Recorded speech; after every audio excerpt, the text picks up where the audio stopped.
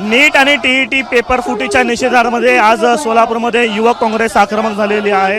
युवक काँग्रेस जे ते सोलापूरमध्ये या ठिकाणी मोर्चा जी काढते, काँग्रेसच्या खासदार प्रणिती शिंदे यांच्या नेतृत्वामध्ये मोर्चा जो आहे तो मशाल मोर्चा या ठिकाणी करण्यात येतो। सोलापुरातल्या 4 हुतात्मा चौक ते डॉक्टर बाबासाहेब आंबेडकर चौकापर्यंत हा मोर्चा जातोय। खासदार प्रणिती शिंदे आपल्यासोबत आहेत। ताई, 4 हुतात्मा चौकापासून आपण निघालेला आहात।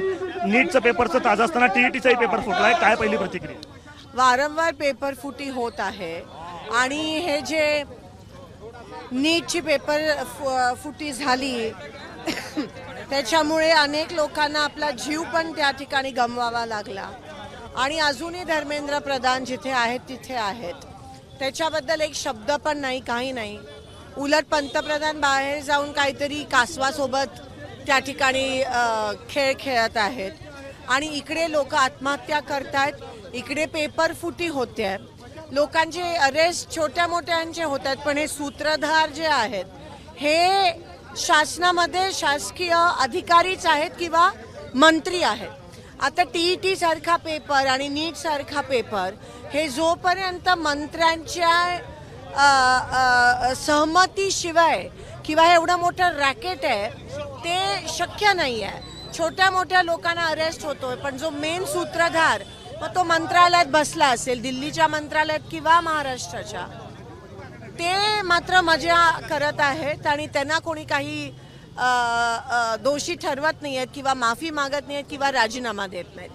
नीटसाठी धर्मेंद्र प्रधानांनी राजीनामा द्यावा, टीईटीसाठी अनेकदा आम्ही मागणी केली आहे। इथे खरं तर देवेंद्र फडणवीसांनी, मुख्यमंत्र्यांनी राजीनामा त्या ठिकाणी देणं गरजेचं आहे। त्याच्याबद्दल काही बोललं पण जात नाही आहे, खेद व्यक्त करण्यात येत नाही आहे आणि आपण बघतोय म्हणून की हे किती आंधळं झालंय सरकार।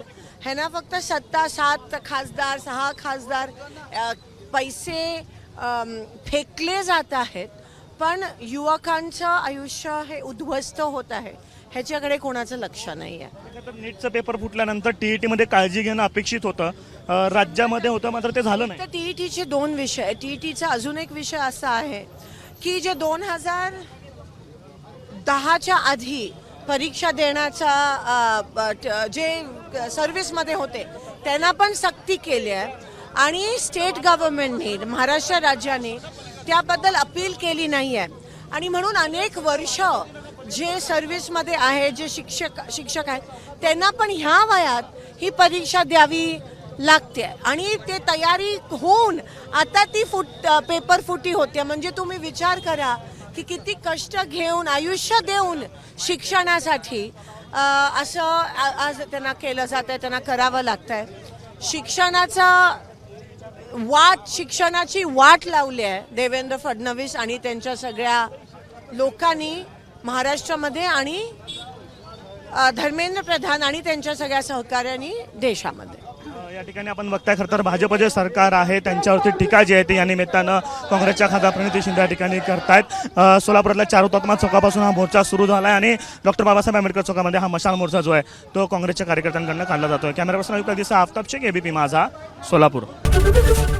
एबीपी माझा, उघडा डोळे बघा नीट।